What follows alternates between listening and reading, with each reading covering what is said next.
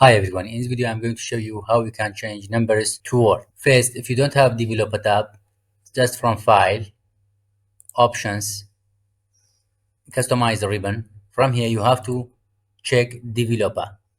Okay, you see now I have Developer tab. Then from here, go to Visual Basic, then Insert, Module, and open this notepad. But you don't need notepad. I put this code in the description of the video. You don't need to search for notepad. Just Control A, copy, then come back to your module, then Control V. Just close it. Now from here, equal sign, number to Word. Select the cell, close the bracket, enter.